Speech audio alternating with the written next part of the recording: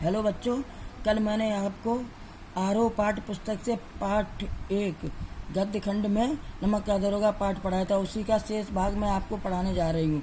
जब बंशीधर ने रिश्वत लेना स्वीकार नहीं किया तब आलोपी दीन बहुत चक्के रहे। उन्होंने आज तक धन को धर्म के आगे हारते नहीं देखा था। अतः वे दरोगा बंशीधर के सामने गिड़गिड़ाए, परंतु उन पर कोई असर नहीं हुआ।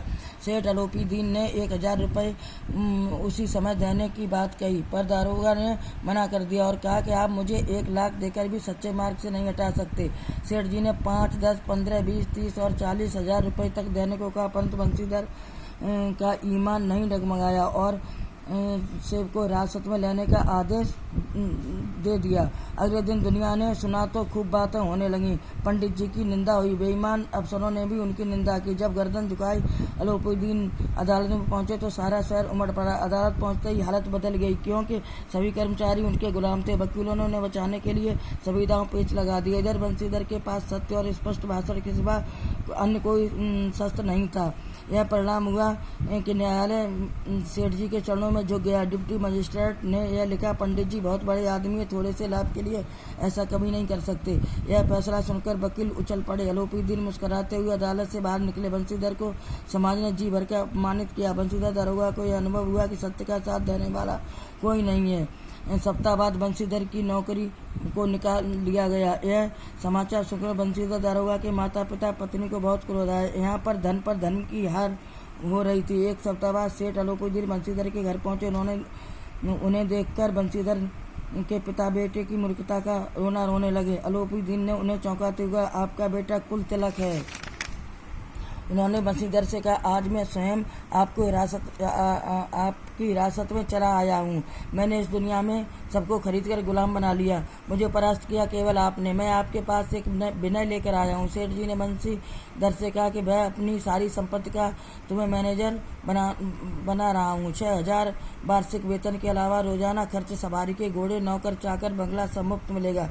आलोपीदीन ने कलमदान से कलम निकालकर बंशीधर के हाथों में देकर कहा, अब सौभाग्य और सुअवसर ने मुझे वह मोती दे दिया जिसके सामने योग्यता और विद्वता की चमक फीकी पड़ जाती है। परमात्मा से यही प्रार्थना है कि वह आपको वही नदी किनारे वाला कठोर उद्दंड परंतु धर्मनिष्ठ दारोगा बनाए रखे। बंशीधर ने नियुक्ति पत्र पर हस्ताक्षर कर दिए। आलोपीदीन ने खुश होकर उसे गले लगा लिया। धर्म पर धर्म की जीत हुई। प्रश्नोत्तर। नीचे लिखे गद्यांश को पढ़कर पूछे गए प्रश्नों के उत्तर लिखिए। गद्यांश।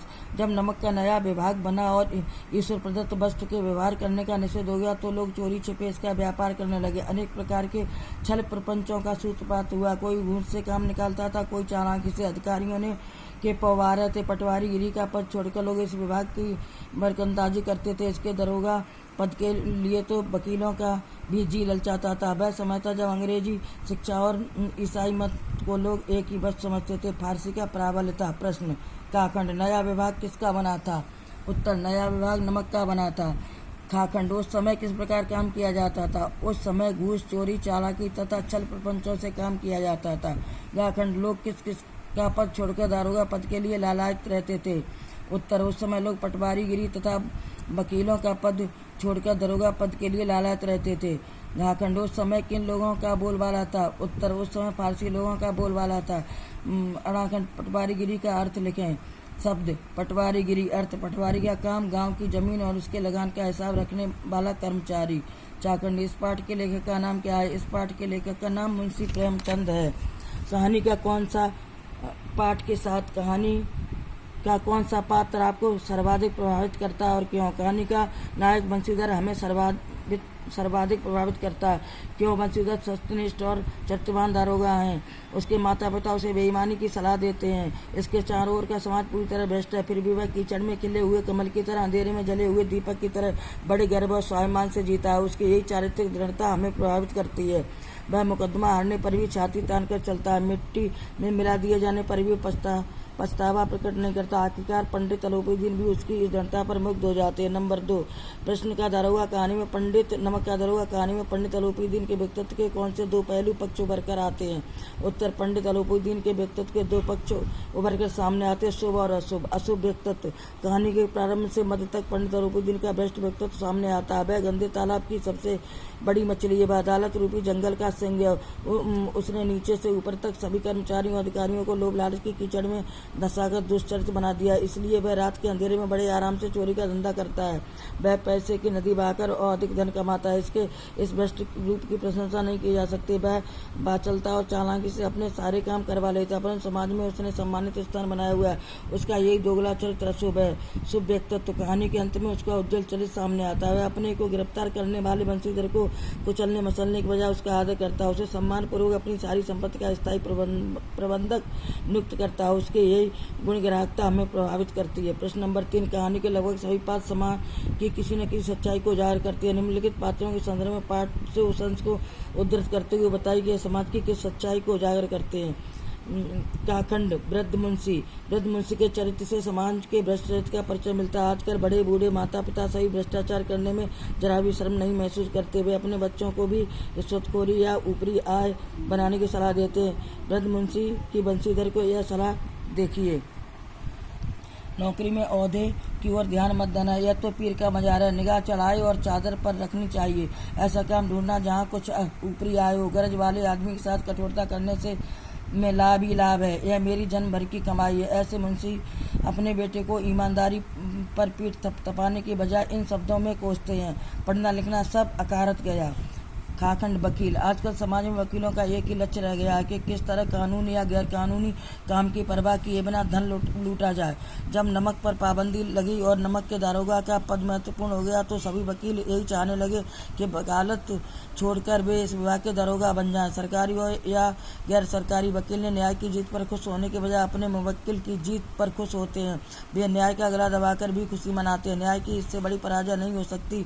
यह उदाहरण देखिए, वकीलों ने यह फैसला सुना और उछल पड़े। गाखंड शहर की भीड़, शहरवासी किसी के दुख में तमाशे जैसा मजा लेते हैं। उन्हें नए नए रावण देखने में मजा आता है।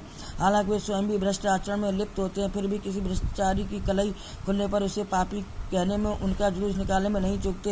एक उदाहरण देखिए, जब दूसरे दिन पंडित अलोपी दिन अभियुक्त होकर कांस्टेबलों के साथ हाथों में हथकड़ियां, हृदय में गिलान और क्षोभ भरे लज्जा से गर्दन झुकाए अदालत की तरफ चले तो सारे शहर में हलचल मच गई। मेलों में कदाचित आंखें इतनी व्यग्र न होती होंगी। भीड़ के मारे छत और दीवार में कोई भेद न रहा। निम्न पंक्तियों को ध्यान से पढ़िए। नौकरी में ओहदे की ओर ध्यान मत देना, यह तो पीर का मजार है। निगाह चढ़ावे और चादर पर रखनी चाहिए। ऐसा काम ढूंढना जहाँ कुछ ऊपरी आय हो। मासिक वेतन तो पूर्णमासी का चांद है जो एक दिन दिखाई देता और घटते घटते लुप्त हो जाता है। ऊपरी आय बहता हुआ स्रोत है जिससे सदैव प्यास बुझती है। वेतन मनुष्य देता है, उसी से उसमें वृद्धि नहीं होती। ऊपरी आमदनी ईश्वर देता है, इसी से उसकी बरकत होती है। तुम स्वयं विद्वान हो, तुम्हें क्या समझाऊं। काकंडिया किसकी उक्त है। खाखंड, मासिक वेतन को पूर्णमासी का चांद क्यों कहा गया। गा, क्या आप एक पिता के इस वक्तव्य से सहमत हैं। उत्तर काखंड, यह उक्त बंशीधर के बूढ़े पिता की है। खाखंड, मासिक वेतन को पूर्णमासी का चांद इसलिए कहा गया क्योंकि यह रोज रोज खर्च होकर घटता चला जाता है।